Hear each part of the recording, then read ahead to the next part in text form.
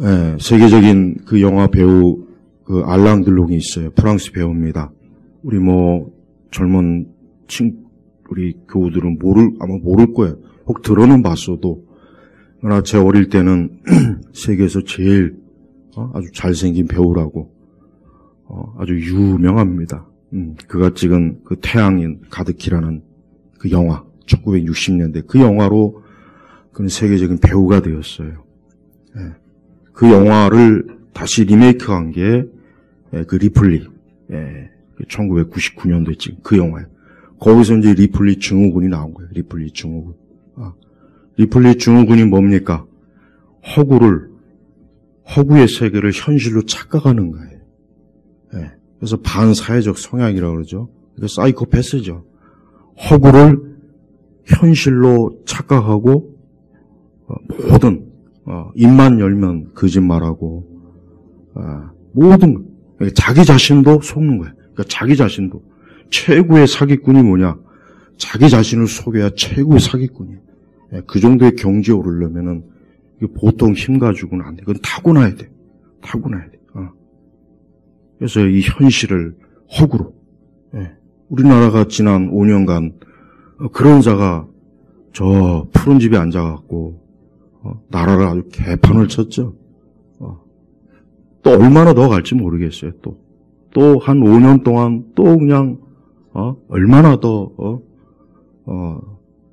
이 허구의 세계, 있지도 않은 거, 만들 수도 없고 세울 수도 없는 세상, 그거를 자꾸 어거지로 그냥 억지로 막 강제적으로 하려니까 어떻게 되겠습니까? 세상이 망치는 거야. 세상을 망치는 거야. 사람이 이 중력의 법칙을 거스를 수가 없어요. 근데 중력의 법칙을 거스른다고 해서 저 롯데 제이월드 꼭대기에서 뛰어내리면 어떻게 되겠습니까? 아무 장비 없이. 그냥 죽는 거예요. 그러니까 우리 그리스도인들은 이 세상이라고 하는 게 사실은 불교에서 말하는 또 그런 건 아니에요. 또 괜히 오해하지 마세요. 이 세상이라고 하는 것은 엄밀히 얘기해서 하나님 나라, 천국에 비하면 허구의 세계나 마찬가지예요. 그러니까 앞으로 이 리플리 증후군이 더 많이 생겨날 거예요. 왜냐? 이제 메타버스 같은 게 이제 더 본격적으로 들어오면은 이제 현실과 구분이 안 되거든요. 이제 구분이 안 되는 세상이라. 우리가 이 세상을 살아갈 때 항상 내가 지금 살고 있는 세상이라고 하는 것은 엄밀히 얘기하면 물론 실제적인 세상이지만 이 땅은 영원한 곳이 아니라는 걸 반드시 명심을 해야 돼요. 반드시 명심해요. 반드시. 그게 우리 그리스도인의 아주 특권이에요. 하나님이 주신 놀라운 비밀이에요. 비밀. 근데 세상 사람들은 엄밀하게 얘기하면 다 리플리 증후군이 있어요. 그들은 이 세상이 그들에게 있어서는 이 세상 외에 다른 게 없는 거예요. 없는 거예요. 그러니까 당연히 그들로서는 어때요? 이 세상을 전적으로 세상에 대한 헌신, 세상을 사랑하고 이 세상에 아주 전적으로 기댈 수밖에 없는 그런 정신구조, 마음을 가질 수밖에 없어요. 그러니까 우리가 하나님 믿지 않는 사람들을 너무 탓하면 안 돼요. 왜? 그들로서는 그게 최선이기 때문에 그러는 거예요. 성도들은 내가 이 땅에서 하나님께서 주신 시간과 나를 하나님을 위해서, 주를 위해서 사는 것이 가장 최우선이라는 생각을 반드시 가져야 됩니다. 아까 그 알랑들롱 얘기했죠. 그분이 이제 한 80대 후반 아마 됐을 거예요. 그 언론에 나왔는데 자기는 안락사로 자기는 생을 마감하겠다 하고 결정했어요. 그 스위스에 살고 있거든. 그러니까 거기는 허용이 되는. 자기는 안락사로. 더 이상 구질구질하게 그냥 끝까지 살지 않겠다. 그래도 꽤 장수한 편이에요. 87세인가 6세니까. 안락사로 인생을 마감하겠다. 그러면서 그가 몇 년 전에 수술하기 전에 이런 말을 했어요. 그 기자에게. 사람이 나이 든 게 참 힘들고 고통스럽다 이 말이었어요. 사람이 나이 들고 이런 거 태양의 가득히란 영화 1960년대의 영화 알랑 드롱 진짜 미남이에요. 그 당시 뭐 세계 최고의 미남. 그 모습과 지금의 모습을 보면 참 왜 그 말 했는지 이해가 가요. 그냥 참 화려했던 그 젊은 시기가 이제는 다 지나고 나이 먹고 그러니까 왜 안락사를 결정했겠어요? 더 이상 구질구질하게 늙고 병들고 그러다 혹 치매 와서 이게 뭐 벽에 똥칠하고 자식도 못 알아보고 그게 싫은 거예요. 그게 싫은 거예요. 그게 자존심이에요. 평생을 명배우로서 그 태양이 가득히란 영화 혹 시간 되면 보세요. 그다음에 아니면 리메이크작 리플리 그 둘 다 잘 만들었어요. 근데 성경 안 읽는 분은 보지 마세요. 성경을 안 읽는 분들은 아무것도 하지 마세요. 아무것도 하지 마죠. 공부도 하지 말고 학교도 가지 말고 일도 하지 마죠. 성경 안 읽는 사람이 세상을 지옥으로 만드는 거예요. 이걸 알아야 돼. 이게 또 얘기가 또 좀 약간 셌는데 이건 필요한 얘기. 성경 안 읽는 분들은 절대 아무것도 읽지 말고 공부도 하지 말고 왜 내가 이런 얘기 한 줄 아세요? 이 세상은 성경을 안 읽는 똑똑한 인간들이 세상을 망치기 때문에 그러는 거예요. 성경을 안 읽는 지식인, 대학 교수, 예술가, 뭐 학자, 뭐 군인, 정치가, 철학자, 특히 철학자다. 성경을 안 읽으니까 아까도 얘기했죠. 이런 리플리 중국인 같은 이런 반사회적 허구를 현실로 하는 거예요. 그 성경은 안 읽으니 당연하죠. 성경을 봐야 야 진짜 이 세상은 그러니까 진짜 세상은 하나님 나라구나. 사람이 거기에 가서 살아야 되는구나. 야 사람이 거기를 가야 되는구나. 하나님을 알고 하나님을 경외하고 그래야 되는구나 하고 이 현실을 딱 깨우치는데 또 이 세상이 죄악 가운데 가득하다는. 근데 성경은 안 읽으니까 어떻게 됩니까? 이 허구, 보잘것없는 이 인생과 이 세상을 이걸 너무 심각하게 받아들이니까 그러니까 엉망이 돼버리는 거야. 그러니까 엉망이 돼버려. 그러니까 우리 사회도 지난 5년간, 5년뿐이 아니에요. 김대중 이후부터 이 리플리 중군, 이 반사회적 성향을 가진 그런 인간들이 국회의원 자리에 가서 특히 정치, 대통령이 되고 해가지고 말 같지도 않아. 뭐 소득 주도 성장, 땅 파면 뭐 돈이 나옵니까? 말도 안 되는 그런 정책을 가지고, 다 죽이잖아. 젊은 애도 죽이고, 여자도 죽이고, 남자도 죽이고, 다 죽여요, 다 죽여요. 그래도 지금 좀 나이 드신 분들은 그나마 괜찮아요. 그래도 제 나이 때도 또 그나마 좀 약간 나요. 요즘 10대, 20대, 30대들은 내가 볼 때는 거의 40대까지, 정교조의 이 붉은 물을 먹은 인간들, 특히 30, 40대, 이 40대들, 아주 40대들이 내가 볼 때는 아주 싸가지도 없고, 아주, 혹 여기 40대 분은 또, 내 얘기 하나 또, 그런 착각은 하지 마, 그런 오해 좀 하지 마시고, 전반적으로, 40대들 전반적으로 현실 감각이 없어요. 얘들은 내가 볼 땐 대한민국에서 40대하고 50대만 살아줘도 나라가 굉장히 좋아질 것 같아요. 근데 저도 50대는 조금 빼줘도 되고 할 것 같고. 사실 50대가 제일 문제였어요. 이 586, 38, 아주 이 머리가 썩었어. 그 그릇된 사고방식과 생각으로. 왜 그러냐? 성경을 안 읽어서 그래요. 맨날 이 사회과학 서적, 마르크스, 레닌, 이 좌파학자들, 그런 사람들의 젊은 한참 이 머리가 돌 때 그런 거 그냥 흡수하고 빨아들였으니 평생을 똥을 싸질러 대는 거예요. 가는 곳마다. 기업에서, 직장에서. 내가 오늘 세계관에서는 이제 이 교회 안에 있는 이 똥 싸질러는 이 부교육자들, 이 목회자들을 얘기할 거예요.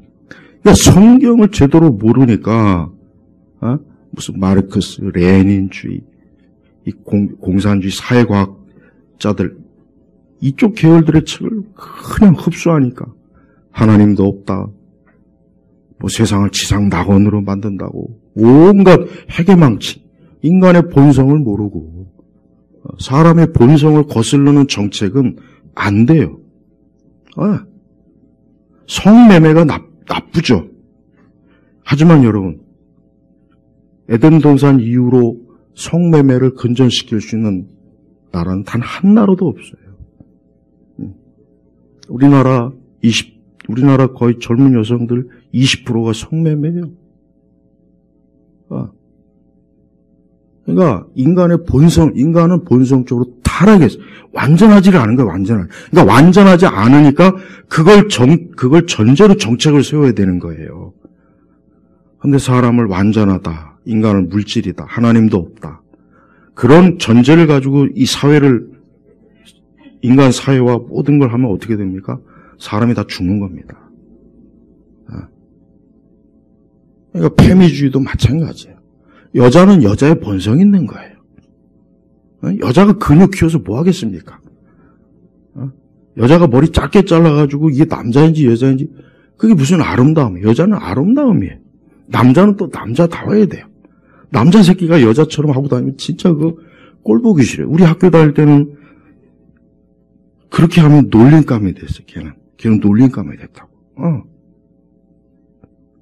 진짜요. 근데 지금은 안 그래. 지금은 이 남자 새끼들이, 젊은 새끼들이, 또 욕을 했네. 이게 도대체 화장을 쳐야 되고, 성형을 하고, 그러면 이 다음에 나이 먹으면 더 추해진단 말이에요. 더 추해져요. 나이 먹은 할아버지, 할머니가 예쁘장하면 그거 보기 좋습니까? 주름도 있어야 되고, 머리도 좀 하얘야 되고, 그게 좋은 거예요. 나이 60, 70 먹고 레깅스 입고 다니면 그거는 최악의 그거는 법으로 다스려야 돼요. 젊은 여성들도 마찬가지예요. 그럼 속옷을 입고 산에 막 다니면 뒤에 따라가는 아저씨들이 그게 제대로 등산이 되겠어요? 그러면서 또 쳐다보면은 성추행했다 그러고. 여러분, 우리나라뿐만이 아니에요. 지금 오늘날 세상을 가만히 분석하면은 그냥 머리가 지끈지끈 아프고 뒷목이 진짜 막 혈압 지수가 막 그냥 계속 올라요. 한도 끝도 없이. 왜 그러느냐? 성경을 모르는 인간들이 성경을 알지 못하고 예수님을 알지 못하고 오늘 말씀처럼 이 대제사장 대신 예수님을 알지 못하고 하나님의 아들, 하나님께서 이 땅에 보내신 이분을 알지 못하는 사람들이 이 세상에 많은 지식과 기술과 문화로 어떻게 세상을 망치는 거예요. 계속 망쳐요. 계속 망쳐서 가정도 파괴하고 개인도 파괴하고 국가도 파괴하고 사회도 파괴하고 다 파괴하는 거예요. 다 파괴하는 거예요. 우리 성도들은 우리의 신앙과 믿음이나 이 말씀이 얼마나 사람을 존귀하게 하는지 알아야 됩니다. 하나님께서 사람을 요즘 제 창세기 지난주도 강의하지만 보세요. 하나님께서 사람을 창조한 것은 하나님의 형상대로 창조했어요. 개나 돼지의 형상이 아니에요. 짐승의 형상이 아니에요. 하나님의 형상으로 사람을 창조했단 말이에요. 그러니 사람이 얼마나 존귀합니까? 얼마나 존귀합니까? 이 사람이라고 하는 존재는 천사보다 천사는 하나님의 형상으로 창조했다는 말씀이 없어요. 그러니까 타락한 천사는 구원이 없지 않습니까? 그냥 멸망하는 거예요. 그러나 사람은 아니에요. 사람은 하나님께서 하나님의 형상으로 창조를 했기 때문에 이 사람이 비록 범죄하고 죄를 저질렀지만 이 사람을 그냥 하나님이 내버리시지 않고 어떻게 합니까? 구원자 되시는 대제사장. 그래서 8절에 보니까 그분은 하늘에 계시며 위엄 있으신 분의 보좌 오른쪽에 앉으셨다. 그분은 여기서 계속 그분은 예수님 말하는 거죠. 바로 이분이 타락한, 하나님의 형상을 입은 타락한 범죄한 아담의 모든 후손들을 대신해서 자기 자신이 희생 제물이 되고 대속 제물이 돼갖고 십자가에 매달려서 죄인들을 구원하시려고 하나님이 보내신 분이라는 거예요. 그래서 이분이 없다면 죄 용서도 없고 사랑도 없고 은혜도 없고 긍휼도 없고 자비도 없고 오직 있는 건 뭡니까? 계속되는 심판만 있다는 게 요 히브리서 8장의 핵심이에요, 바로. 그러니까 이 대제사장 되신 분이 구약에서는 힘이 했단 말이에요. 구약에서는 힘이 했어요. 그러니까 구약에서는 제사와 모형은 있지만 힘이 한 거예요. 예. 그러나 신약에서는 뚜렷하게 그분이 사람의 형체를 입으시고 이 땅에 오셔서 그분이 친히 하나님의 아들로서 그 대제사장의 사역을 다 수행하시고 그걸 통해서 어때요? 우리를 더 좋은 언약, 더 나은 언약, 더 좋은 약속, 더 나은 그런 은혜, 구원의 길로 우리를 이끄신 분이다. 바로 그 얘기를 하는 겁니다. 얘는 우리가 예수님 믿는 게 얼마나 좋습니까? 예수님 믿음으로 인해서 우리는 용서를 받아요. 예수님 믿음으로 우리가 용서를 받고 긍휼을 입고 하나님의 사랑을 입어요. 이게 가장 중요한 겁니다. 이게 가장 중요한 거. 왜? 하나님께서는 사람이 하나님의 형상대로 하나님을 잘 따르고 하나님 사랑하고 하나님 경외하고 그걸 하나님이 생각한 원래 하나님의 계획과 뜻은 그거였어요. 하나님 그걸 기뻐했는데 그만 사람이 범죄했잖아요. 타락했잖아요. 하나님께서 얼마나 그 마음이 아프셨습니까? 오죽하면은 내가 사람을 지은 것을 후회하신다 할 정도로 이 사람이 어때요? 그냥 그 하나님의 거룩함과 존귀함을 자꾸 훼손시키는 거예요. 사람이 자기 자신이 절대 자기 자신을 어때요? 하나님의 형상에 비추어서 살아야 돼요. 나는 개나 돼지가 아니다. 요즘 강아지 키우시는 분들 제발 좀 강아지 키우는 거는 뭐 그건 나쁜 건 아니에요. 나도 좀 마당이 있으면 난 이만한 막 개, 어릴 때처럼 이만한 개를 막 한 몇 마리 키우고 싶은데 제발 강아지들을 내 아기라고 그러지 말아요. 우리 아기, 우리 애, 우리 막내. 참나. 제발 그것도 정신병이에요, 그것도. 어떻게 개인데 애라고 하냐고, 개를. 제발 강아지 키우는 건 좋아. 고양이든 강아지든 뭐 사자든 호랑이든 다 키우는 건 좋은데 제발 그리스도인은 그걸 내 애라고 하지 말라면 우리 애. 우리 애. 아니 개하고 사람하고 어떻게 같습니까? 어떻게 같냐고요. 아무리 개가 사랑스러워도 아니, 저는 어릴 때 개를 키웠어요. 아주 마당이 있잖아요, 그냥. 개를 강하게 키웠어요, 강하게. 주사도 안 맞히고. 거친 광야에서 눈이 오나 비가 오나 조그만 집에서 자기 하고 먹는 것도 그죠. 가족들이 남겨놓은 거 그냥 먹고 강하게 키워, 강하게. 개를 강하게 키워요. 개는 강하게 야생성이 있는 건데 개를 막 그냥 뭐 주사를 맞히고 그냥 뭐 내가 먹는 음식보다 더 좋은 것 같아요. 어떨 때 보면 내가 먹고 싶어 그냥. 옛날에 그 미국 우리 한국에 그 60년대 70년대 우리 한국 사람들이 그 유학 가면 유학생들이 가난하니까 그 미국 마트에서 가장 모르고 가장 싼 게 뭔가 보니까 웬 캔으로 된 거예요. 그래가지고 그거를 막 사가지고 이제 먹은 거예요. 근데 그 마트 주인이 아니 왜 저 사람은 왜 저렇게 사람 먹는 건 안 사고 그래서 이렇게 참 강아지를 많이 키우나 보다 하고 물었대. 그랬더니 전 강아지 안 키운다. 그래서 아니 그럼 왜 개가 먹는 걸 자꾸 이게 개가 먹는 거였냐고. 진짜 그랬어요. 이게 제가 꾸며낸 얘기가 아니라 진짜. 지금도 보면 그래. 똑같아. 여러분, 사람은 사람이고, 동물은 동물이에요. 절대 개하고 동물을 혼동하지 마요. 왜? 아니, 어떻게 존귀한 하나님의 형상을 가진 사람이 어떻게 동물의 수준으로 떨어집니까? 유대인들은 절대 아이들한테 동물 인형 안 안겨줘요. 왜 그런지 아세요? 사람이 어린아이가 동물을 보고 자라면 안 되기 때문에 그러는 거예요. 동물을 키우고 그런 건 괜찮지만 인형을 안 사다 줍니다. 왜? 너는 사람이니까. 너는 동물을 보고 자라면 안 된다는 거예요. 얼마나 지혜롭습니까? 응? 우리는 하나님의 형상을 입은 사람이요. 그러니까 하나님께서 그 독생자 예수를 보내신 거예요.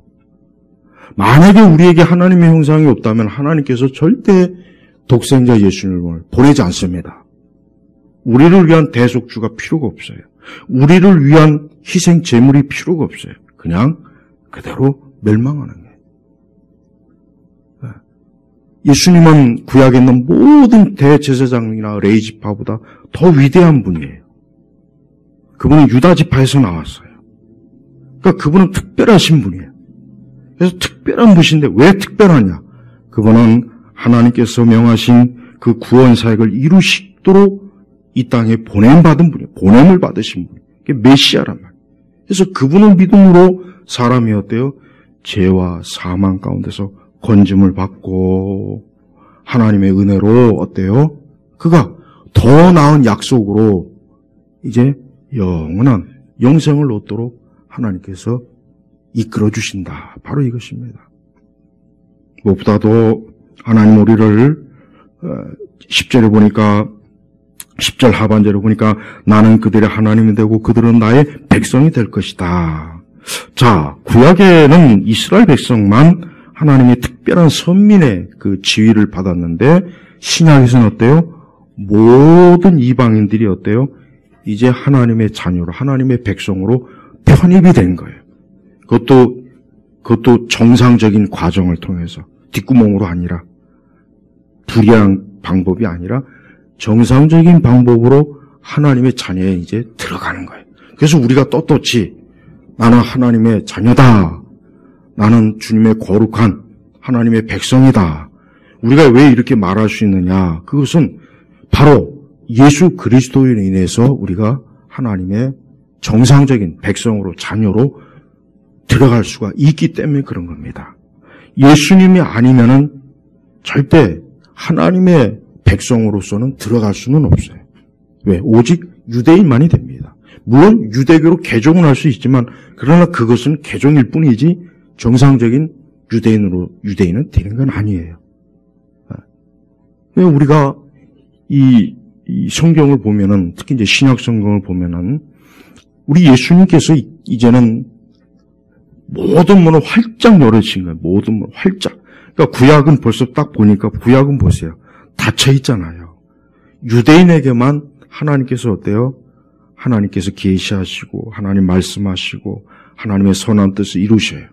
그러니까 유대인 중심이 하나님. 이 구약을 딱 보면 이방 민족들도 물론 하나님의 은혜를 주시지만 그러나 그건 일반적인 은혜일 뿐인 특별한 은혜는 아니에요. 특별한 뭡니까? 자기 백성으로 하나님이 삼으시진 않아요. 근데 신약에 오면 이때요. 이제 개방이 된 거예요.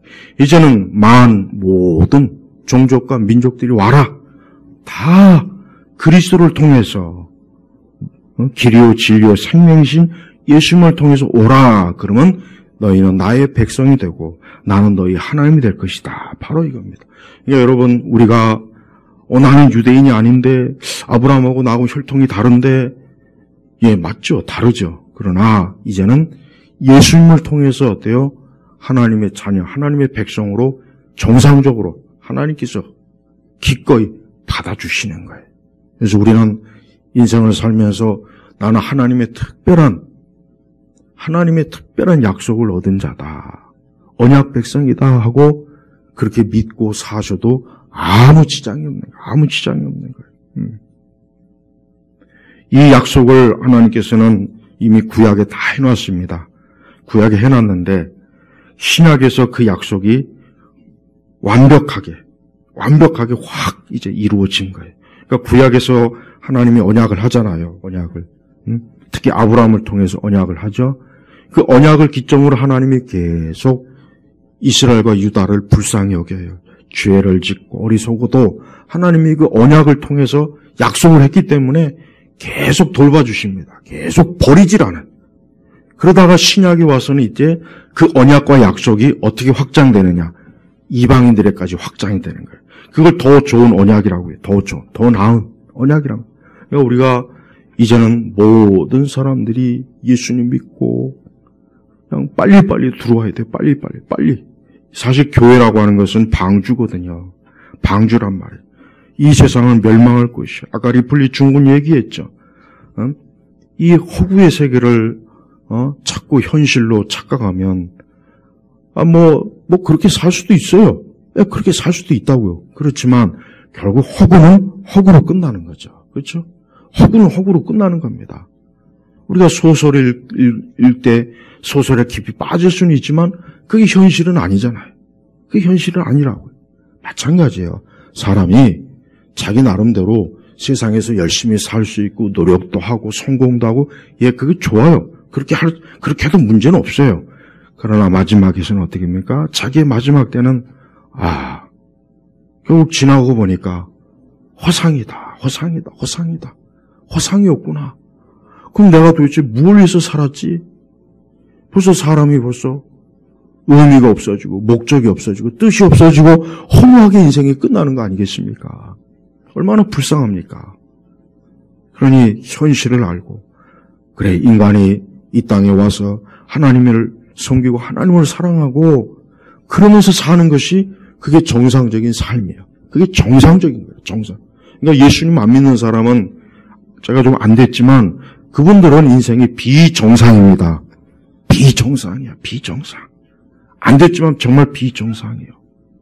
예수님 안 믿고 사는 사람은 지금 나는 어쨌든 비정상적인 삶을 살고 있구나라고 정말 꼭 아셨으면 좋겠어요. 예수님 믿어야 그게 정상입니다. 그 사람이 하나님의 자녀가 되고 하나님의 백성이 돼서 그냥 주님을 위해서 주님 안에서 살아갈 수 있는 거예요. 12절에 보면 내가 그들의 불의를 긍휼히 여기고 그들의 죄를 더 이상 기억하지 않을 것이다 하셨다. 자 보세요. 이게 얼마나 큰 은혜입니까? 긍휼과 또 죄를 더 이상 기억하지 않을 것이다. 긍휼히 여기고 불쌍히 여기는 거예요. 우리가 행한 대로 저지른 대로 하나님이 심판하면 살 자가 없습니다. 다 망합니다. 사람이 하나님 앞에 행한 모든 죄는 아무리 작은 것이든 뭐든 간에 결국 그로 인해서 멸망할 수밖에 없는데 하나님께서는 그런 우리에게 긍휼. 이 긍휼의 조건이 뭡니까? 그것도 예수님을 통해서예요. 예수님 안 믿는 사람에게는 긍휼이 없어요. 용서가 없습니다. 예수님 안 믿는 사람은 그 죄로 인해서 멸망을 당하는 거예요. 그 죄를 끝까지 하나님이 물어서 너는 그 죄로 인해서 멸망할 것이다. 죄가 그를 찾아내서 그를 끝까지 죽이는 거예요. 이게 바로 하나님 믿지 않는 그리스도가 없는 사람의 인생이 이래서 비참한 거예요. 예수님 안 믿으면은 긍휼과 용서가 없어요. 계속 죄 때문에 고통을 받고 괴로움을 당하고 하나님의 용서가 없으니까 거기에 뭐가 있겠습니까? 냉혹함이 있죠. 모든 냉혹함, 차가움, 무서움, 두려움, 공포, 저주, 괴로움만이 있는 거예요. 근데 그걸 예수님 믿는 순간 그러한 그 무서운 하나님의 심판으로부터 어때요? 사람이 싹 가려지는 거예요. 그래서 예수님 안에 있는 이상은 이제 그는 안심할 수 있고 더 이상 그는 죄 때문에 망하지 않고 영원한 하나님의 축복을 받으면서 인생을 사는 게 되는 겁니다. 아까 8장 1절 첫 번째 봤지만은 거기 뭐라고 했습니까? 거기 중요한 말씀이 있습니다. 하반절 8장 1절 하반절에 보면은 그분은 하늘에 계시며 예수님이 어디에 계십니까? 하늘에 계시며 여기서 말하는 하늘은 우리가 현재 보고 있는 저 하늘이 아니라 하나님 나라를 얘기하는 겁니다. 예. 위엄 있으신 분의 보좌 오른쪽에 앉으셨다. 위엄 있으신 분은 바로 하나님이시고 보좌 오른쪽, 오른편, 예, 바로 예수님의 중보자입니다. 중보자. 그러니까 예수님이 지금 어디에 있다 했을 때 우린 보통 그래요. 물론 저는 그 표현을 나쁘다고 생각은 안 해요. 예수님이 내 안에 있다, 이 표현이 나쁜 건 아닙니다. 그러나 더 정확하게 얘기하려면 예수님은 지금 하늘 보좌 우편에 계신 거예요. 우리 안에 계신 분은 누굽니까? 정확하게 성경적으로 성령님이시죠. 그렇게 얘기해야 되는 거예요. 그러니까 정확하게. 그렇다고 뭐 주님이 내 안에 있다고 해서 뭐 그게 뭐 이단이다 그런 말은 저는 그건 아니에요. 그건 아니지만 우리가 성경대로 정확하게 누군가 예수님이 어디 계십니까? 물어보면 성경대로 하늘 보좌 우편, 하나님 보좌 우편에 계십니다. 그리고 우리 안에는 보증인 대신 성령님이 우리 안에 계시는 거예요. 그래서 예수님 믿는 사람은 성령이 내주한 사람이란 뜻입니다. 정확하게 얘기하면. 그 성령이 없는 분은 예수님 안 믿는 사람이에요. 그러니까 이 땅에서 하나님께서 우리를 홀로 고아처럼 버려두지 않기 위해서 성령님을 보내셨죠. 그래서 각 사람, 이제 예수님 믿는 각 사람의 심령에 성령이 내주하신 거예요. 성령. 그래서 그 성령에 의해서 우리가 이제 성령의 열매를 맺고 성령의 은사, 성령의 역사, 이 성령님께서 우리를 주관하신 겁니다. 그리고 하나님, 우리 주님께서는 그 하나님 보좌 우편에서 계속 우리를 위해서 뭐합니까?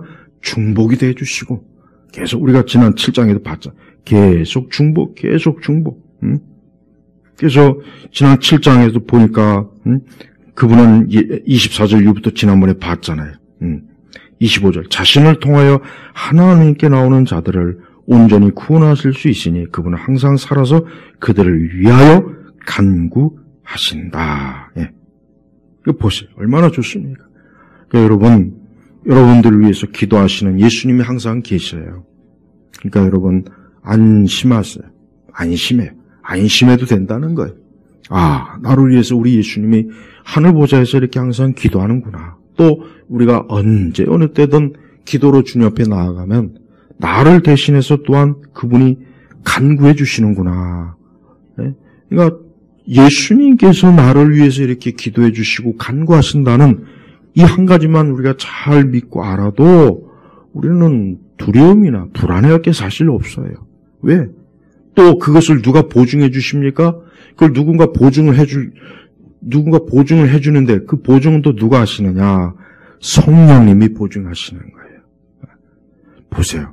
하나님 보좌 우편에는 성자 예수님이 있고 우리 안에는 성령님이 계셔서 보증해 주시고, 그러니까 그리스도인들은 안전합니다.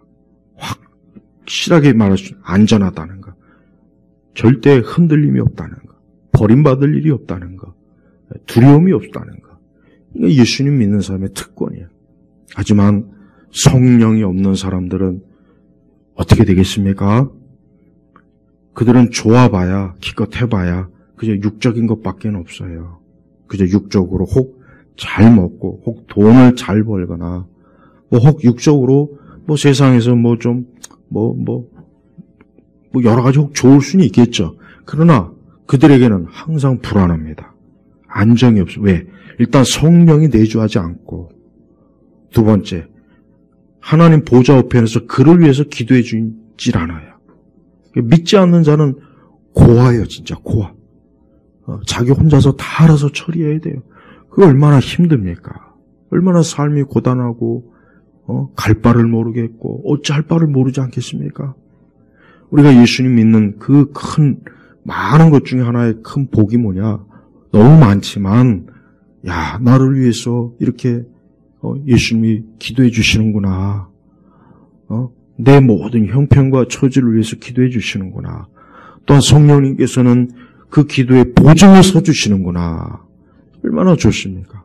성도들은 이와 같이 든든하고 확실한, 아주 든든하고 확실한, 불변하는 절대적인 하나님의 보호를 받고 있다는 것을 우리는 꼭 알면 돼요. 믿지 않는 사람은 이 세상에서 그는 홀로 홀로 모든 걸 감당해야 돼요. 죽음도, 질병도, 고통도, 사망도, 저주도 그는 홀로 감당해야 돼. 그걸 감당할 수가 있겠습니까? 감당을 못합니다. 인간은 감당할 수가 없어요. 감당을 못하니까 그로 인해서 얼마나 많은 인생들이 어때요? 무너지지 않습니까? 파멸되잖아요. 기댈 데가 없는 거예요. 그러니까 계속 믿지 않는 사람들 보면은 허무하고 공허하고 기댈 데도 없고 그렇게 좋은 집에서 그렇게 모든 걸 다 가지고 있음에도 불구하고 홀로 있고 외롭고 고독하고 힘들고 알 수 없는 우울함, 적막감, 어둠이 자꾸 밀려오고 그래서 정신적으로 피곤하고 잠을 못 자고 그게 바로 뭡니까? 그 안에 성령이 내주하지 않는 거예요. 또 하늘 보좌에서 우리 주님이 그를 위해서 기도해 주시지 않으니까 인간이란 존재가 계속 그저 강아지나 끌어안으면서 애기 이럴 수밖에 없는 거예요. 그러니까 하나님 믿지 않는 사람은 자기 홀로 존재하지 못하니까 뭔가 자꾸 끌어안아요. 자꾸 끌어안는다고. 뭔가 다른 걸 자꾸 끌어안아요. 개를 끌어안던, 고양이를 끌어안던, 좋은 자동차를 끌어안던, 좋은 집을 끌어안던, 돈을 끌어안던, 명성과 명예를 끌어안던, 쾌락을 자꾸 그런 걸 끌어안아야, 그걸 끌어안고 있어야 내가 좀 잠깐이라도 안심이 되니까. 근데 그것도 일시적이지, 그게 영원합니까? 영원하지가 않아요. 그래서 성도들은 매순간 나는 주님이 아니면은 살 수가 없다. 정말 이 믿음과 마음이 명확하게 들어야 됩니다. 그렇게 살면은 하나님은 우리를 끝까지 책임져 주시고 보호하시고 이끌어 주시고 우리를 영원한 천국으로 하나님께서 우리의 목자가 되어 주시는 거예요. 여러분 목자의 개념이 뭔지 아십니까? 목자? 목자는 뭡니까? 중동에 있는 그 목자들은 양들보다 항상 앞에 가요. 뒤에 가는 게 아니에요. 그게 특징이에요. 다른 나라는 목자가 뒤에 가요. 근데 중동, 이스라엘은 꼭 목자가 앞에 갑니다. 그게 특징이에요. 그러니까 우리가 시편 23편의 말씀이 정확하게 이해하려면은 목자가 앞에 가서 양을 이끄는 겁니다. 근데 대부분은 목자가 뒤에 있다는 생각을 하는 거예요. 왜냐하면 이제 그게 이제 그 다른 다른 지역들은 다 그러거든요. 근데 이스라엘은 안 그래요. 목자가 앞에 가요. 중동은 목자가 먼저 가는 거예요. 험한 길도 먼저 가요. 구덩이도 먼저 가고 안 좋은 길도 먼저 목자가 가서 다 봐요. 그러고 난 다음에 양이 오는 거예요. 그거 얼마나 좋습니까?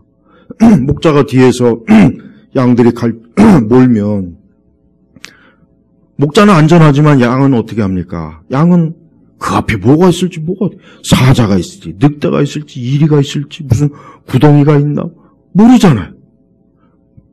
근데 예수님은 우리 앞서가요. 앞서. 그거 여러분 항상 그거 명심하셔야 돼요. 여러분 이렇죠? 우리도 야 내일 어떻게 하지? 내년에 어떻게 하지? 다음 달 어떻게 하지?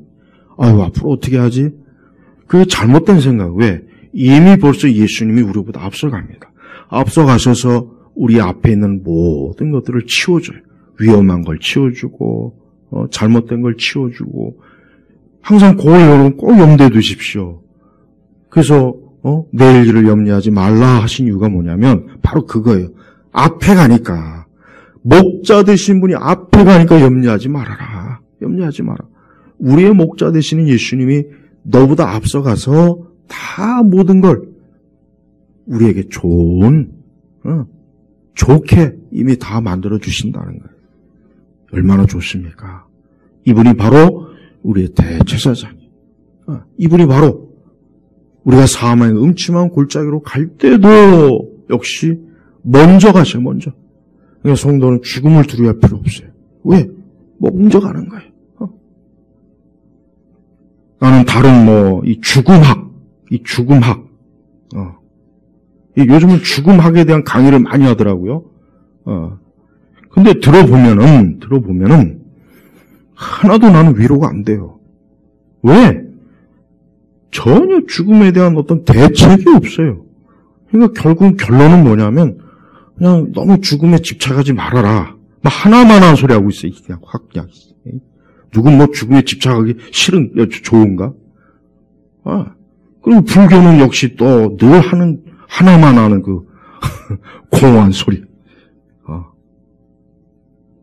그러니까 그런 거 듣고서 참 난 위로받는 거 보면 그것도 참 재주예요. 신기하기도 하고. 아니 천국도 없고 지옥도 없고 인간이 영원한 영생도 없는데 죽음에 대해서 아무짝에도 쓸데없는 쓰잘데없는 속이 백날 천날 해대고 있고 그런 걸 왜 그렇게 많이 듣는지 모르겠어요. 사람들이 모르니까 그래. 모르니까. 아니 성경에 보면은 다 명확하게 그냥 말씀에 나와 있잖아요. 사람의 죽음 이후에는 심판이 있는데 그 하나님의 심판이 있지만 예수님 믿으면 다 영생 천국 간다. 얼마나 간단해. 근데 이 세상의 죽음학을 가르치는 걸 보면은 뭐 거기에 철학, 뭐 정신의학, 그다음에 뭐 온갖 잡동사니, 뭐 종교 교리 막 그냥 거기다 뒤죽박죽. 그러니까 내가 볼 때는 지도 모르는 거예요. 그러니까 강의하는 사람도 자기가 지금 뭔 말을 하는지는 모르는 거예요. 강의는 해야 되겠고 가서 뭐라고 입은 좀 털어야 되겠는데 강의로도 많이 봤는데 그러니까 막 이것저것 섞어놓고 막 그러는 거예요. 그런 쓸데없는 데 가서 그런 거 듣지 말고 빨리 주 예수를 믿으라. 그래야만 너와 내 집이 구원을 얻으리라 그랬어요. 구원을 얻으리라. 이게 얼마나 중요합니까? 요즘 뭐 코로나인지 뭔지 계속 뭐 하루에 뭐 몇백 명이 죽었다. 얼마가 죽었다. 막 그래요. 그러니까 사람들이 많이 죽음에 대해서 두려워하는 거예요. 그러니까 이제 이 죽음에 대한 것들이 많이 얘기가 되는 거예요. 그럼 뭐 사람들이 많이 그냥 막상 이 죽음에 닥치니까 막 겁이 나고 무섭고 답은 없고 평소에 생각하지도 않은 거고 그러니 얼마나 그 공포가 되겠습니까? 그런데 성경 말씀 외에는 어디에도 인간의 죽음에 대해서 위로해주는 참된 정답을 아무도 제시하지 못해요. 아무도. 대학 교수도, 승려도, 심리학자도, 뇌과학자도 제시를 못해요. 그냥 들으나 마나 뭔 얘기인지. 그냥 그 듣는 사람들이 내가 볼 땐 다 이해도 못할 겁니다. 틀림없어요. 어차피 이해하지 말라고 하는 거니까. 이해하면 안 돼. 꺼버려요. 이해하면 안 돼. 왜 이해하면 이 사람이 강의를 지금 엉터리로 하는구나. 시간 때우는구나. 그러니까 강의는 딱 두 종류가 있어요. 상대방을 이해하게 하는 강의가 있고 절대 이해를 못하게 해서 이 사람이 참 대단한 가르치는구나. 그냥 이렇게 속아야 돼. 속아. 예수님은 근데 그렇지 않아요. 우리가 복음서에 보면 예수님은 일자 무식익 사람들도 다 이해하게 했어요. 그래서 예화를 듣고 예수님의 말씀을 기쁘게 들었잖아요. 기쁘게. 그만큼 하나님께서는 모든 사람이 알고 이해하고 깨달을 수 있도록 구원의 천국 백성, 우리 예수님에 대해서 알려주시는 거예요. 바로 예수님. 이분이야말로 진짜 사람을 사랑하시는 분이에요. 하지만 우리 주님 외에 다른 세상의 많은 교사와 선생들과 위대하다는 철학자들을 보십시오. 다 헛소리예요. 또 알아듣지도 못할 말이에요. 알아들어봐야 또 도움도 안 되는 것들이에요. 여러분의 인생을 살 때 여러분을 위한 참된 목자 되시는 이 대제사장 되신 이분을 가까이 하며 살겠습니까? 아니면 그냥 내 마음대로, 그저 내 생각대로, 그저 내 뜻대로 그렇게 사는 게 좋겠습니까? 과연 어느 게 좋은지 한번 판단하셔갖고 더 좋은 쪽을 택하세요. 더 좋은 쪽을 택해서 그냥 그쪽으로 가시면 돼요. 그러나 정말 생명, 정말 영생, 영원한 소망을 원한다면 바로 우리를 위해서 대제사장이 되신 예수님께로 꼭 오십시오. 그럼 그분은 내 앞서서 길을 먼저 가주시는 분이고 내 앞서서 모든 우리의 어두운 것들을 치워주셔요. 그런 예수님 믿는 게 얼마나 큰 복이 위로요, 소망 아니겠습니까? 어떤 일이 있어도 우리 주님이 다 처리해 주셔요. 어떤 길도 우리 주님이 먼저 가셔서 다 다독였어요. 그래서 어떤 것도 우리 성도들은 아무것도 염려하지 말고 내 인생의 축복, 내 인생의 주인, 내 현세와 내세의 영원한 목자 되신 예수님만 굳건하게 붙잡고 그렇게 사신다면 여러분의 인생은 축복받는 것이고 행복한 것이고 보장된 것입니다. 제발 목자 되신 우리 예수님을 굳게 믿고 따라가실 주의 이름으로 축복합니다. 기도하겠습니다. 하나님 아버지 감사합니다. 오늘 히브리서 8장을 통해서 우리의 영원한 대제사장 되신 예수님을 증거하고 또 선포하고 예수님을 다 알게 되었습니다. 우리 온 교우들이 우리 주 예수님을 사랑하며 주님을 위해서 살고 주님과 함께하는 그런 인생들이 되게 하시옵소서. 간절히 기도하오며 예수님의 이름으로 기도 올렸습니다. 아멘.